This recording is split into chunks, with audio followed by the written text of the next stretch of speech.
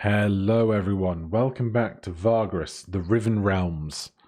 Last time we began our journey through the Pilgrims of the Wasteland, the game's tutorial on Rails section, so that we can learn some of the mechanics and what's going on. This game was kindly provided with code to me by the developers, and so let's carry on through the scrap heap now that you know that much. So we have 9 movement points to spend in our day. We haven't really seen what the rest of those stats and stuff do yet, but if this is 2, 4, 7, we can get this far before needing to rest, because going along this 3-piece would see us going too far. The crew management UI is now active. Click on the sheet at the top left corner to open it.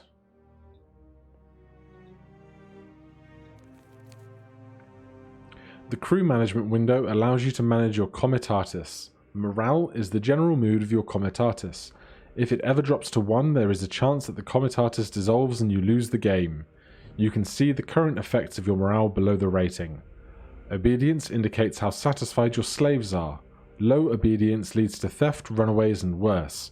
Be sure to guard your slaves with enough fighters to treat your slaves well, or punish them consistently to raise obedience. Nutrition shows how well fed your crew is. Low nutrition incurs penalties. Extra rations raise nutrition, while starving your crew repeatedly lowers it. Vigor indicates how tired the comitatus is. Low vigor results in penalties on tests and in drastically slower comitatus, which can spell doom quite fast. You can see the current effects of your vigor below the rating. Upkeep is how much you owe your crew. You can pay them at the end of each day or keep collecting debt. Consumption is how much food your crew consumes each day. Running out of supplies leads to a quick death in the wastelands. Workforce is generated by workers and slaves. You have to have enough workforce to cover the comitatus' needs, including beasts, crew, and passengers. Going below the required number bestows serious penalties. Passengers are people your comitatus takes to their destination for rewards. You can take on passengers in some events and settlements. They also consume supplies. Lizard icon. Here you can see a number of each crew and beast type you have in your comitatus. Consult the tooltip for each type to learn more about their roles. Outriders are special because you need a fighter and a mount to be able to create an outrider by using the plus button. While outriders are excellent fighters, mounts with outriders carry cargo. You can always dismount fighters using the negative button. For now, add an outrider, then close this window by clicking the X at the top right. So these are our outriders. We have 2 mounts and 2 beasts of burden. So we spent 1 mount and 1 fighter to create an outrider. Then close this window. And we will keep traveling today. And with nothing else happening there, we will travel on once more. You have run out of movement points and need to camp, ending the day. Being on the road all day, spending most of your movement points, lowers the vigor of your comitatus that you can replenish by camping. You can also camp earlier than running out of movement points, which helps raise vigor faster. Select the camp icon tent from the radial menu of the node you are currently occupying. At the end of each in-game day, the comitatus makes camp and settles down for the night. Supplies are consumed and movement points are refreshed after camping. At each camp, you can decide to offer normal or double wages for the current day, independent of whether you pay them or not. Double payment increases morale. You can also choose to pay all your debts with your crew at this time, or accrue payments, pay later. But the longer you delay, the grumpier the crew gets. Obedience and nutrition also appear here, as well as the options to discipline or liberate slaves. Workforce shows how much workforce generated by workers and slaves you need to maintain the comitatus. Going below the required bestows serious penalties. You have the option of giving out less or more supplies under rations, which penalizes or boosts vigor and morale respectively. Starving your crew will have long-term negative effects on nutrition as well, but it may be necessary sometimes to save rations. All the lock icons allow you to save the current settings of the corresponding UI elements so that they remain the same for the next time you camp. So we have morale here, double payments, And there's pay later. Punish or liberate slaves, as well as necessary to save rations. And the lock icons scattered around. Okay. Under hunting and foraging, you can send out crew into the Wasteland to find supplies and sometimes even other goods. Base chances for these activities depend on your related perks, deputies, crew, and the region you are in. You can also see the expected yields below each activity. The cost of hunting and foraging is movement points or vigor if you are out of movement points. Hunting uses scouts and has a chance to get you a large number of supplies. Critical failure might kill scouts. Click on the scouts to allow hunting. Foraging is more reliable but yields fewer supplies. It can use workers and slaves. You can add them to or remove them from the activity by clicking on their crew portraits. Critical failure may kill workers or slaves. Hunting and foraging results appear after you end the day. The summary of what happened to your crew that day can be seen on the right. You can also talk to your companions using the speech bubble icons beneath their portraits. Companions heal naturally during camp. The chance of healing or worsening condition can be seen on the bar below portraits. Using the button on the right allows the use of medical supplies for increased healing chances and effectiveness. Medical supplies are quite valuable, use them wisely. Healing results appear after you end the day. You must also set defense orders for the night. A more lenient defense has a higher risk of nighttime ambush and a negative effect on obedience. When you have everything set up, click the End Day button. This will sometimes trigger camp events. Okay, so camping is going to be a whole set of decisions to be made. How high do these numbers, do you think, go? Max 9 morale, max 9 obedience, max 9 vigor, and max 9 nutrition. So, in that regard, we have a lot of supplies that we can effectively spend. So,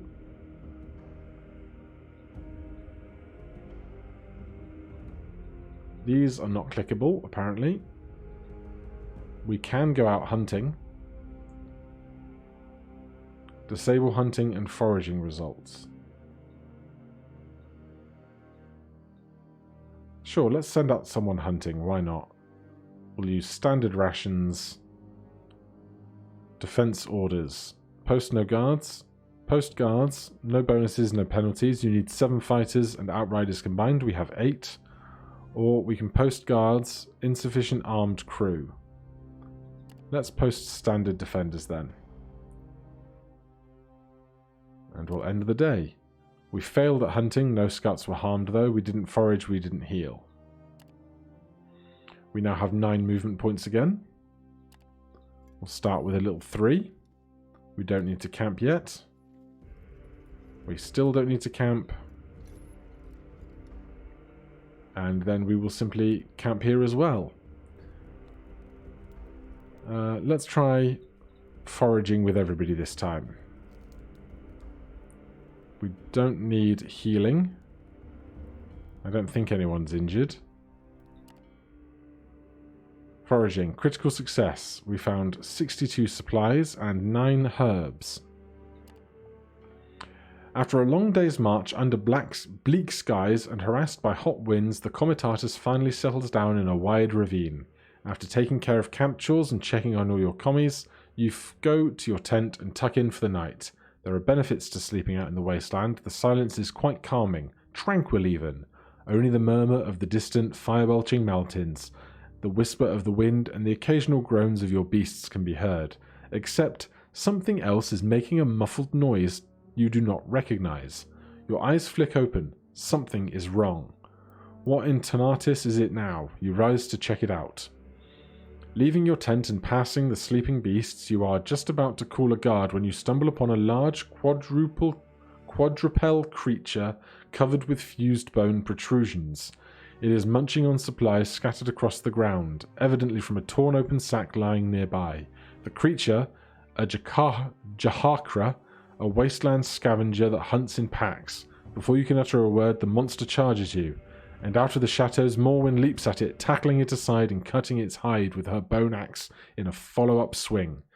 You breathe out, realizing she's probably just saved your life. Yavik runs up to you just as the creature backs off and lets out a long howl. There's more of these accursed things, boss. They must have sneaked past the perimeter guards.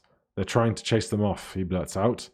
As he does, you hear him yelling and the sounds of battle from around camp. The wounded Jakara is joined by another one from behind a cargo pile, and the two of them start circling you. Yarvik steps beside Morwen, and they get ready for a fight. Companion combat is turn-based, where 1 to 6 enemies can fight against 1 to 6 companions.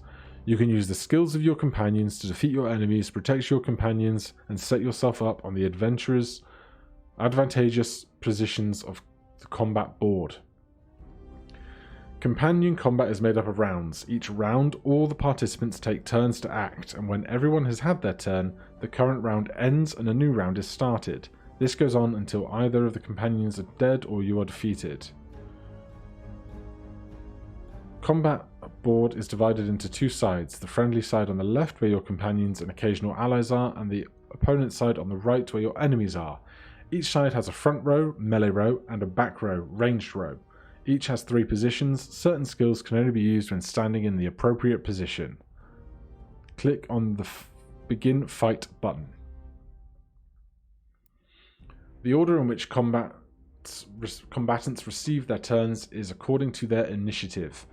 At the beginning of each round, all active combatants add 1 to 6 as a random number to their initiative in order to determine what order they will progress through the round, starting from the highest initiative. The initiative order top left shows the order in which combatants receive their turns. Wise leaders use this information to plan ahead.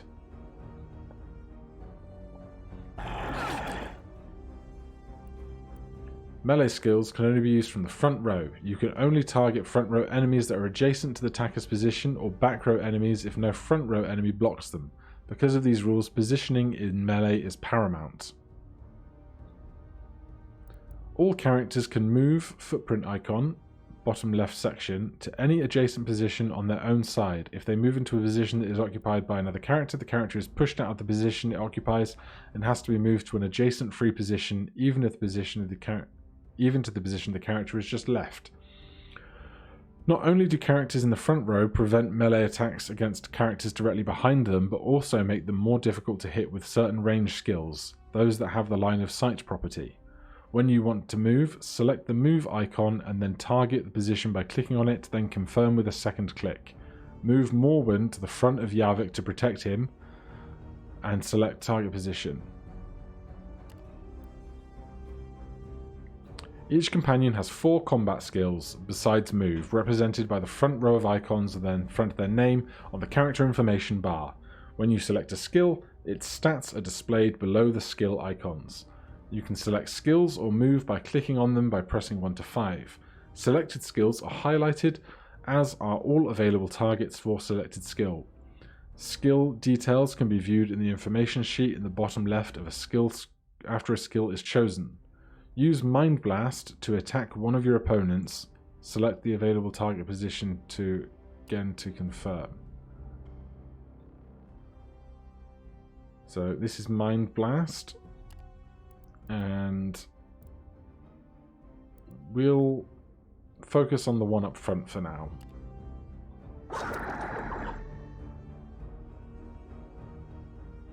Morwen's skills include options to push front row enemies back, Savage Kick, and to pull back row enemies to the front, Whiplash. Some skills are more complex, for example, using a move and an attack, Strafe. These types of skills can be used to great effect in controlling your enemies. Use Morwen's Savage Kick to send the Jakara enemy to the back row, denying it an attack.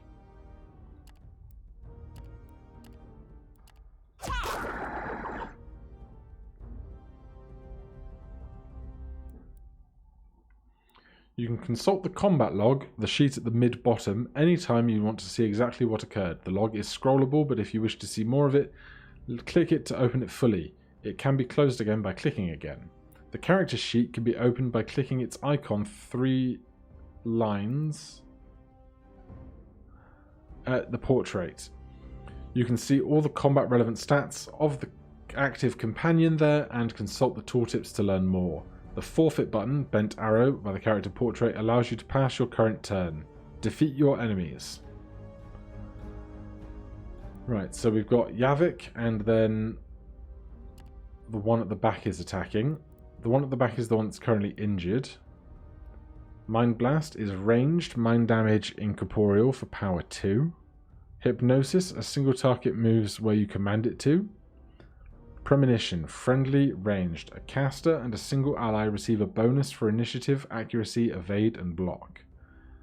It looks like we're just going to be attacking. Then it's going to take a turn, moving forward. We get attacked. Yavik's turn again. Alright. We'll keep doing what we're doing, I suppose.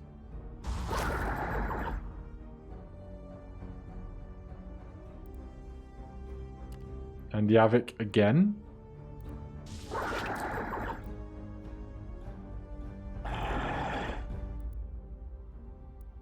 Now Morwen is getting a turn.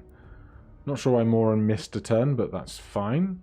A devastating blow, a powerful strike against a single opponent.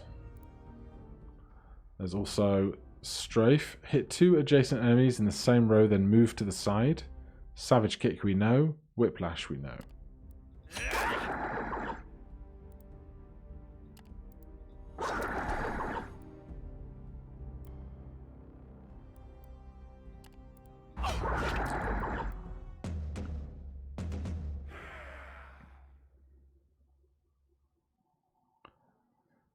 The 2 Yahakra lie dead at your feet. Morwen wipes the foul-smelling blood from her axe blade as a guard arrives and talks to her. You okay, boss? Yavik pats you on the shoulder. You nod, turning to Morwen as she approaches you. All hostiles taken care of, she says. They got to some of the food, but we could take their meat and other parts to make up for it. Harvest them. We get some ivory. And we get some hides. I'm going to guess that's just going to be picked up for us. There you go. 2 ivory, 90 supplies, 5 hides. We finish our night's sleep, and we can now see that this does not terminate here. It does carry on past this crevice. We have 9 movement again, so we'll just start stepping our way along. Your chart is now active. Open it by clicking the chart in the top right.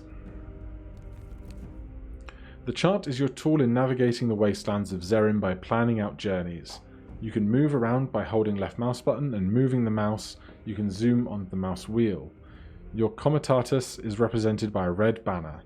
Any discovered settlement or point of interest can be marked by clicking on their icon and choosing the flag.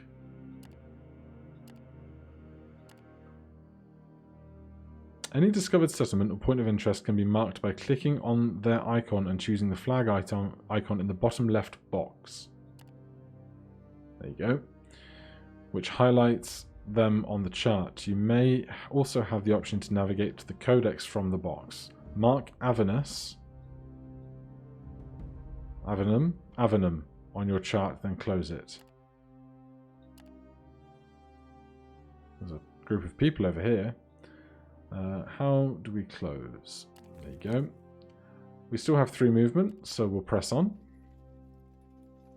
And then we will set up camp again. I assume we've been paying people this whole time. That just seems to be locked in for now. Let's try hunting again. And let's increase our chance of healing after we got hurt in that fight. No scouts were harmed, but we failed hunting. Yavik got +1 vitality. We used 1 medical supply. So I can imagine when this is a great big net of nodes, when we're not on a linear path in the tutorial, could be lots of options going around. Forced March allows you to move further than your maximum movement points in a given day. Forced March movement uses marching points indicated next to your MPs on the top left. Marching along paths, and its cost is indicated by red on the map. Although forced marches get you further, use them carefully. Your crew loses vigour and even morale rapidly if you march too often without extra resting. We strongly suggest refraining from frequent forced marches until you have more experience. High vigour, morale, and a well-supplied comitatus are required for forced marches to have a less negative impact. Well, we still have movement, so we're not going to be camping just yet. And we've got 4 for forced march, so let's take 1 over and get this piece of journey started. Then we will camp. We'll try hunting again.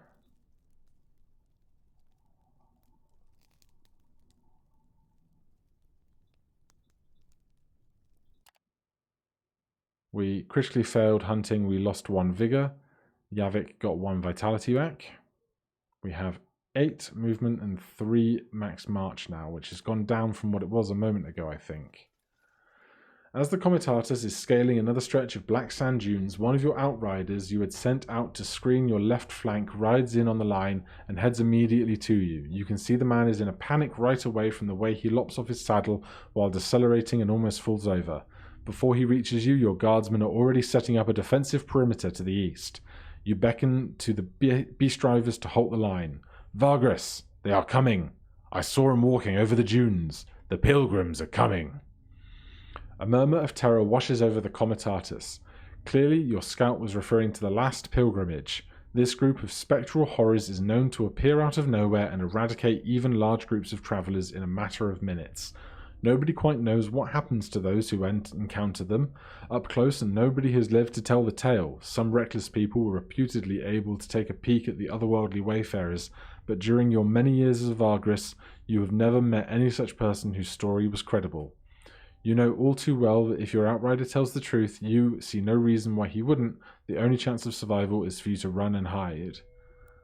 Try and find a place where you can hide from the last pilgrimage or make a run from it. The only chance for survival is for you all to run or to hide. I'm going to go with run. I'd rather not be here. You turn the whole comitatus around and make haste westwards, at the right angle to the espied direction in which the pilgrims are reportedly moving. After an hour of hauling ass, you make the line stop. Scouting parties you have sent out saw no sign of the spectral menace, so you turn back and realign with the original direction you were travelling, headed south-southwest.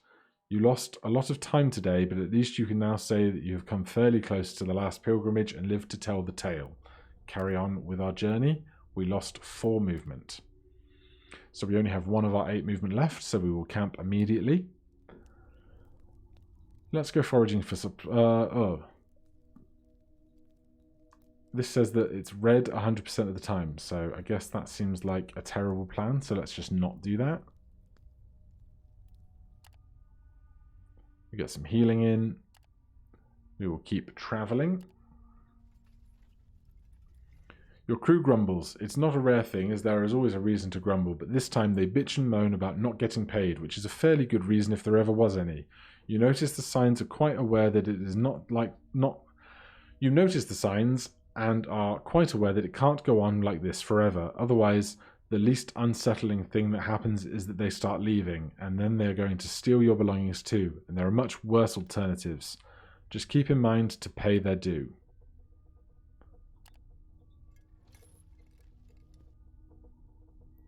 So, from this screen... Oh. We spent all our money on coal.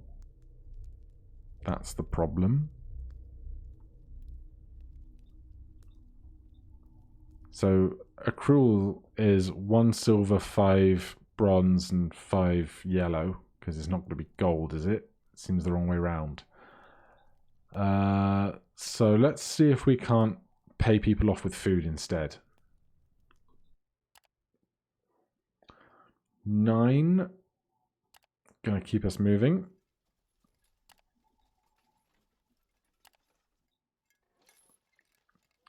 The comitatus climbs the last black dune and comes to a halt on your mark. Standing on one of the carts, you spy the horizon carefully before hopping down and convening with your most trusted.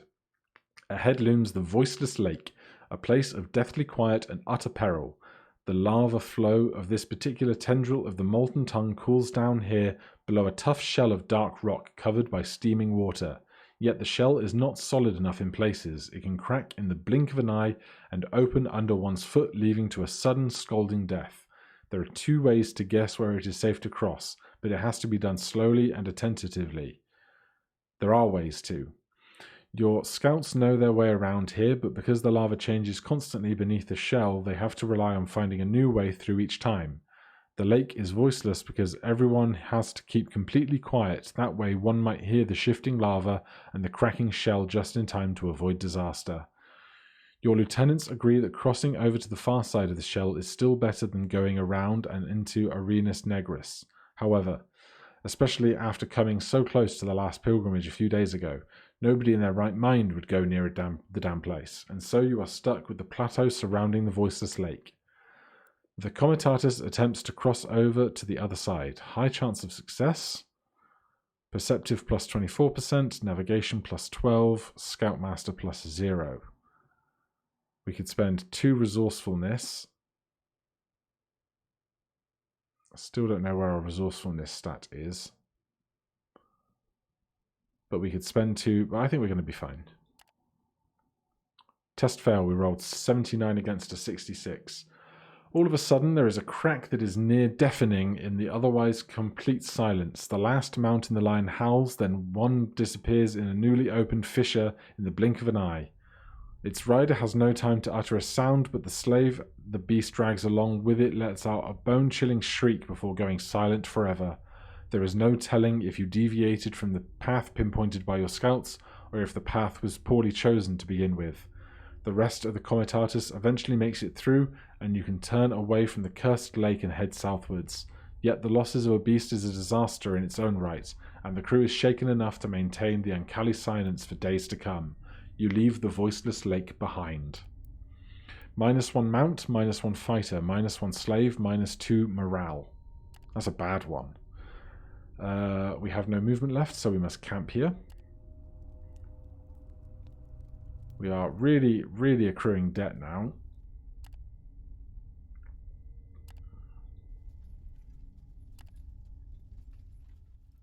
Just as we were about to leave that damnable lake behind, we heard it.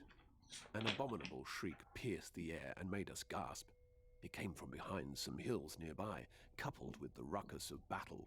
The armed women and men, the Comitatus, looked at their VAGRUS questioningly. Oh dear. Scouts come running towards the cart line as you are about to enter the Badlands south of the lake and hear what could only be described as a paralyzing howl accompanied by the unmistakable sounds of battle. There's a battle going on, VAGRUS, just beyond yonder hills. The scout points southeast. Some armed folks are being attacked by bloody undead. A murmur washes over the crew, and many of them ready their weapons. Not to give aid to fellow travellers in dire need is believed to attract dire peril onto yourself. Besides, it would be better to fight the undead together than alone if it comes to that. The tension is rising with each passing moment, with everyone watching you, waiting for you to give an order. Rush in and attack the undead as fast as possible. Approach carefully to see what's going on. Have the scout tell you exactly what they saw. Ask Naheulbeuk to use his abilities to spy on the battle from here, or order your crew to stand down. Perhaps you can get far enough away from the undead while they're fighting. We just lost like a good chunk of our caravan, so I think we can just get away from this and not worry about the undead. That's my preference. It is clear that your crew does not like the idea of leaving people behind to be torn apart by undead horrors. There is a lot of grumbling and even comments on how the Comitatus deserves the worst if you take this path. Perhaps it is the unwillingness of your commies or the pressure of an imminent encounter with the undead that makes the line lurch into motion so slowly and hectically. But whatever it is, by the time you are on the move, the shamblers are upon you and you have to fight anyways, only from a disadvantaged position. You try to position your men against the hastily attack. -1 morale, -2 resourcefulness. As the fighting crew engages the undead, smouldering burnt corpses that are so typically encountered in this region, you hear a battle cry and see 2 men emerge on a ridge close by. The last survivors of the people fighting the Shamblers. One man is clad in black armor and wields a great sword, while the other, looking like he is about to collapse, is bald with a painted face, carrying a shield and a mace. They look worn out and wounded, pursued by a gigantic white abomination that looks like it's made up of several bodies fused together by some combination of natural disaster and twisted magic. They reach you in a few moments. You are fighting shoulder to shoulder. The fight for your life rages on.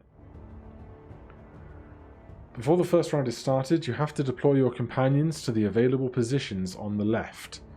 You do not need to deploy all your companions. Sometimes it is best to avoid sending a wounded companion into battle or to simply leave some space to maneuver.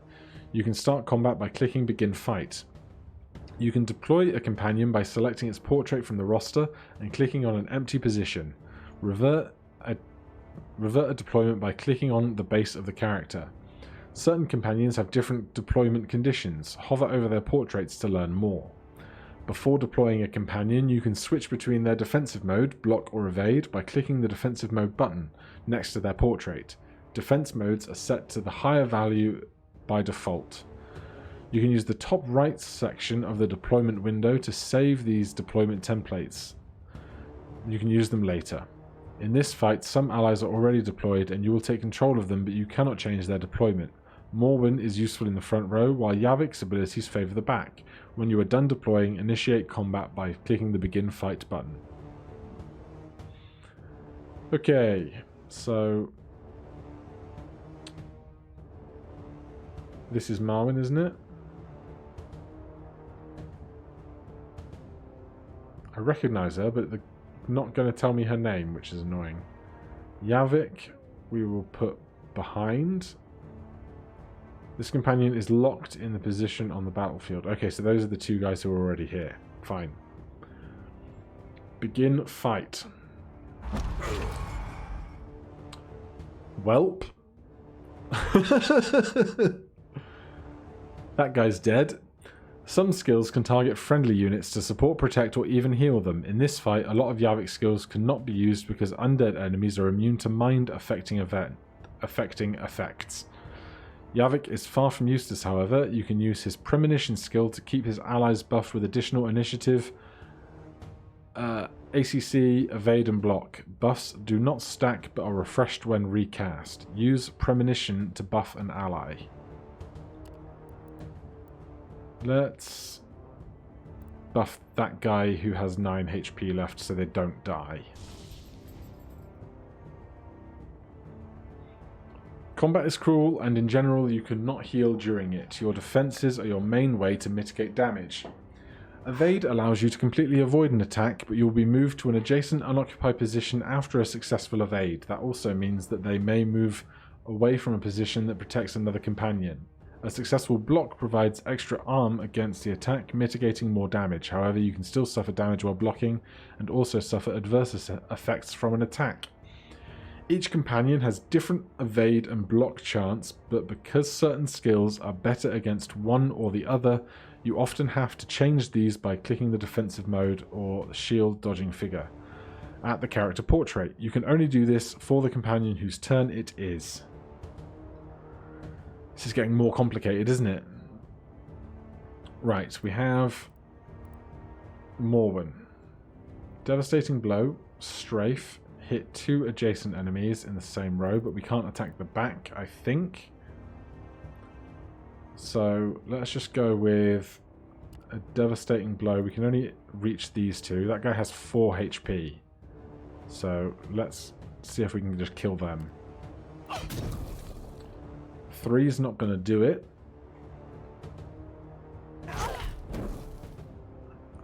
One damage is not so bad. Sodaris is a very tough companion due to his armor and good defenses. His skills also include a support skill that enhances his stats and one that debilitates an enemy, both for several rounds. Some skills can affect multiple targets. Sodaris' Cleave deals less damage than his single target Unholy Strike, but it targets 2 enemies that stand side by side. Use any skill.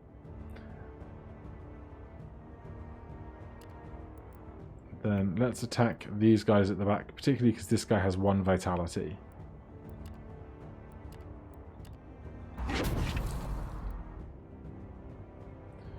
You, the VAGRUS, may not take part directly in companion combat, but that does not mean you have no means to influence it. Many of your leadership perks allow you to use resourcefulness in various ways in combat. Whichever you have unlocked can be found in the leader medallion in the form of buttons along the main menu, 3 lines icon. Consult their tooltips to learn what to use them for. That's not that. Prepare. Boost the initiative of a companion, maximum 1 per round. Empower. Gives power to a companion, 1 power, 1 resourcefulness. Inspire. Boost the defenses of a companion. Have some more defenses, why not?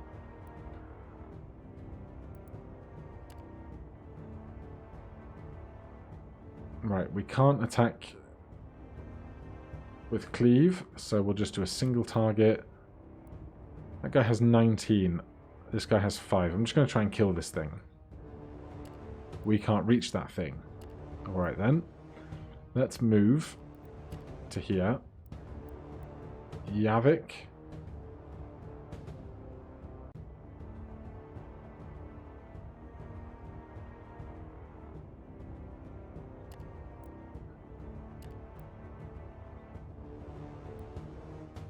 Doesn't do anything.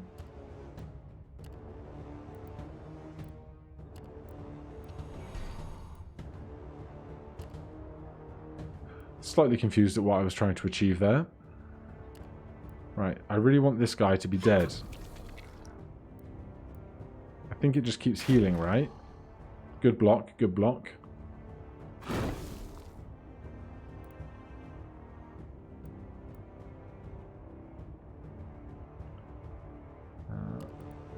Alright, now you get a premonition.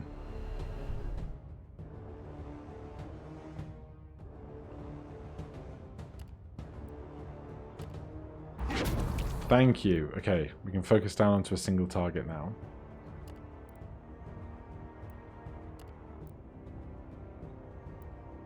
Move here. Okay, figured that out eventually. We evade an attack, but we get pushed back, it seems.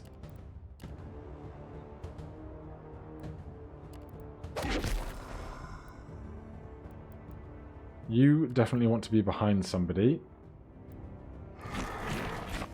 Great evading.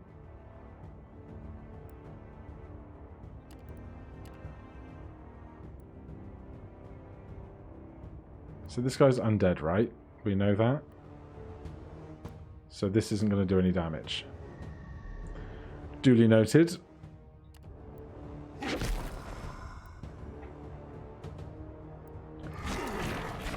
So the front leg and the back leg... Oh no, they do seem to have the same current stats at the moment. We keep getting shoved around, so let's give more premonition there. And just keep slashing away. Is about all we can do, I think.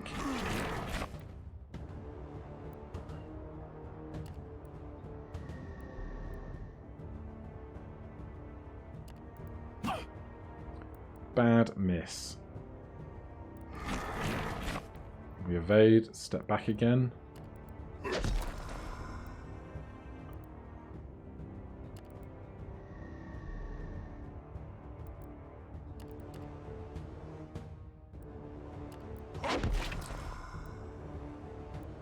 Right, so far nothing too complicated.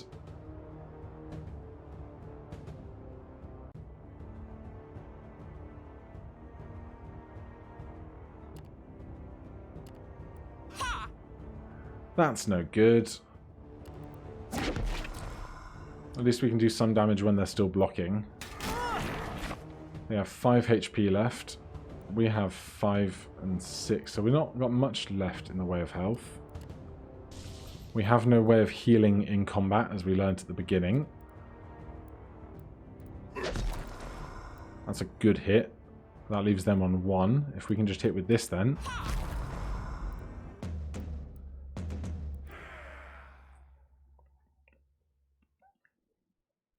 The fight of your lives rages on. It is over. The undead finally stop moving, their bodies lying mutilated all around the hills. The large abomination was hacked to pieces and is now a jumbled pile of ash and petrified bones.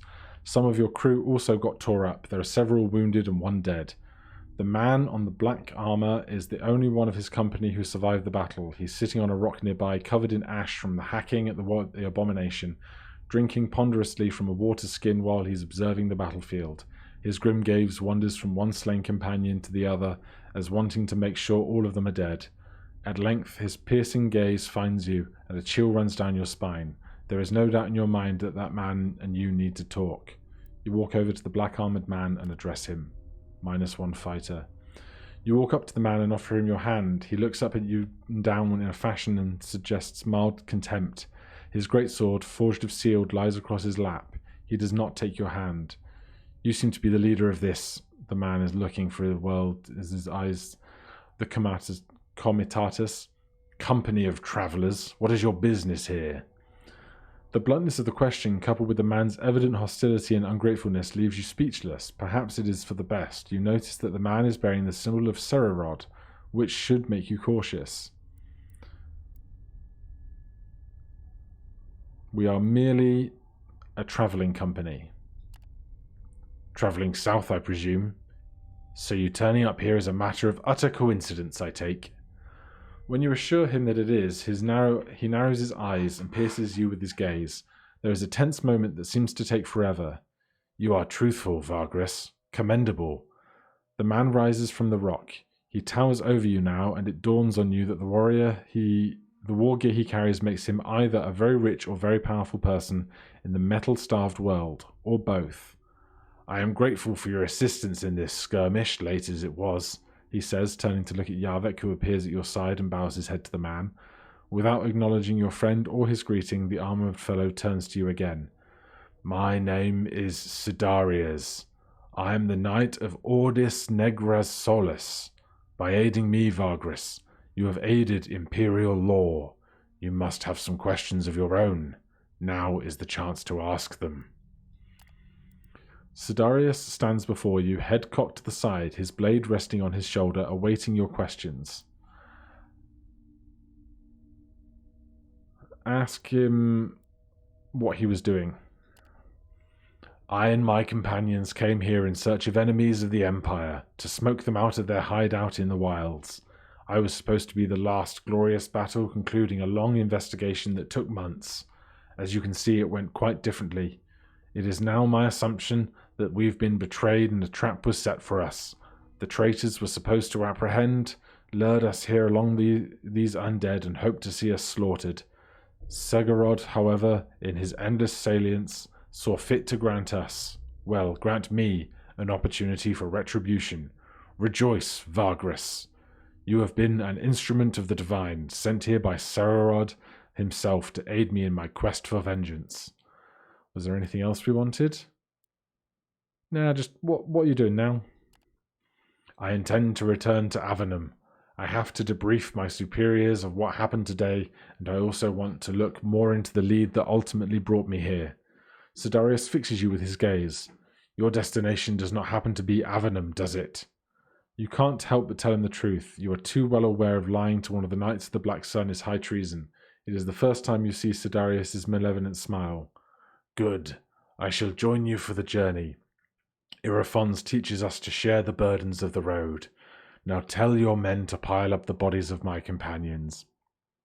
Burning them without the proper rituals is not becoming such heroes of the Empire, but we have no time for much else. Also, gather all their belongings while you're at it. Make it happen, VAGRUS. In the meantime, someone skillful enough should take a look at my wounds. You are about to leave when the orders of Sidarius calls after you. And just so everyone knows, the danger might still be looming over us. The traitors who I was supposed to find must be around here, keeping a distance. They surely would have finished me off if I had managed to conquer all the undead by myself. I doubt they are going to make a move now, but they are here to know what their desperation will drive them to. Though the crew does not like to be ordered around by a stranger, they agree that the slain should be tended to. The pile is burning and the cart line is ready to leave in an hour. It seems you have to take Sidarius to Avenum.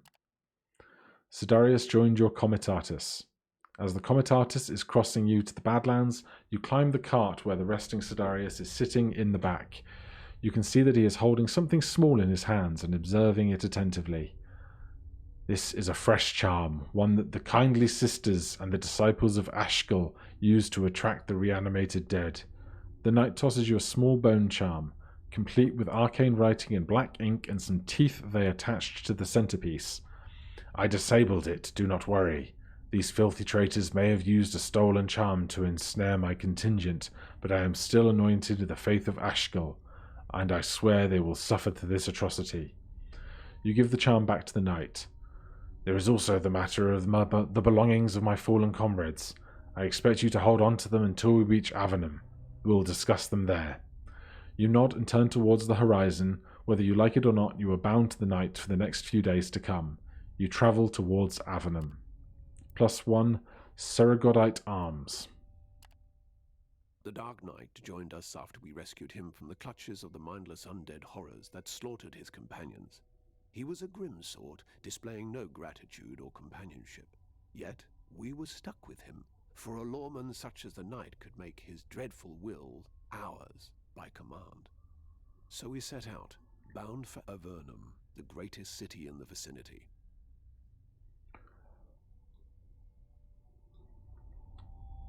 Leader management is now active. Click on the medallion in the bottom left corner to open the leader window.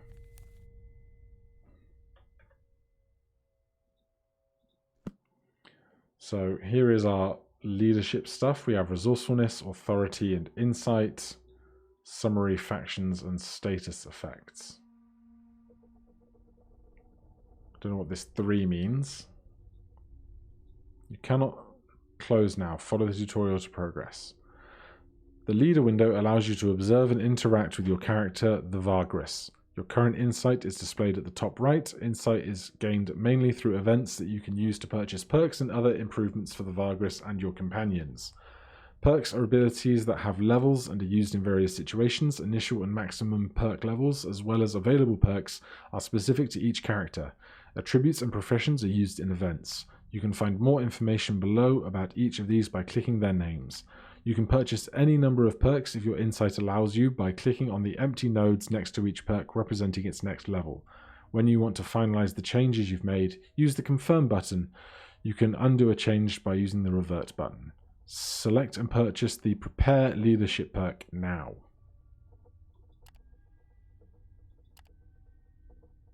Leadership perks are perks specific to the VAGRUS. Click the helmet icon. Resourcefulness allows you to boost various actions. It replenishes each day. The maximum can be raised by spending insight on it. What you can spend resourcefulness on depends on your unlocked leadership abilities. Authority is the maximum amount of deputies you can have at any given time. Higher authority also makes your companions less likely to abandon you in the open world campaign. You need no additional authority in Pilgrims of the Wasteland. Click on the helmet icon on the leader medallion to navigate to the companions pane.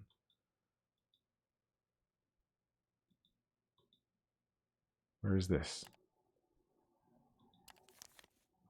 The Companions pane allows you to view and manage your companions' characters that can join you on your travels and serve in varied ways. This pane is accessible from a number of other windows, including the leader and camp windows. Their stats are displayed on the top left. Consult the tooltip for each to learn more. Whether their combat skills are on the bottom left, both the current and next level of each combatant skill is displayed. Click the node icon to change the display. The scroll icon at the bottom of the companion's image can be clicked to reveal their backstories. Click the icon again to revert. Click the arrow next to the companion name to display Morwen's character sheet.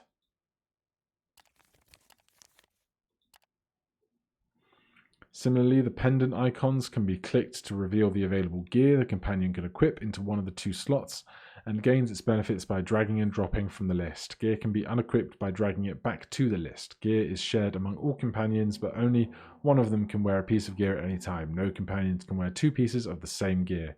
Equip Morwen with the Lurk Talisman gear. Drag and drop into an empty gear slot, then click Laurel's at the top of her image. This is the prowess window where you can upgrade your companions. Prowess is the general power level of the companion ranging from 1 to 9. Each unlocked level of prowess gives the companion an amount of proficiency points that can be spent on upgrading their perks. Raising prowess costs insight from the leader. In the main campaign, the 3rd, 6th and 9th level of prowess can only be unlocked after the companion's storyline progresses beyond a certain point. In Pilgrims of the Wasteland, companions can be upgraded to the 3rd prowess level. Perk descriptions and proficiency costs can be observed by clicking on their names. Deputy perks, combat traits, and combat skills are unique to companions. Combat traits give them passive bonuses in combat, while combat skills are what they use in battle. Each level of skill is represented by a perk. Upgrading works the same way as with leaders. You can spend any amount of proficiency, you confirm changes with the confirm button, or you can undo. Be very careful what you spend proficiency on. Once purchased, perks cannot be changed. Upgrade Morwen's prowess and purchase any perks or skills you'd like. When finished, close the window. Any skill we like, eh?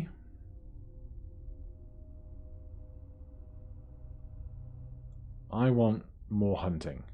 I think we're going to want food down the line.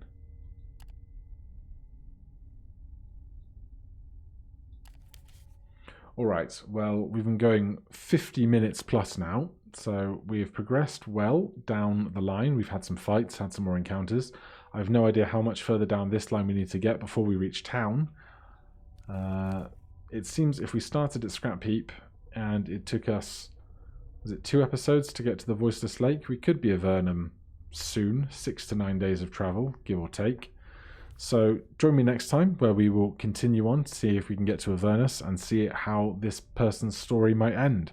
Thank you ever so much for watching. If you're enjoying the series, please do consider subscribing or hitting that like button. If you have any questions or comments about the game, you can put them down below. Otherwise, I'll see you in the next one. Cheers.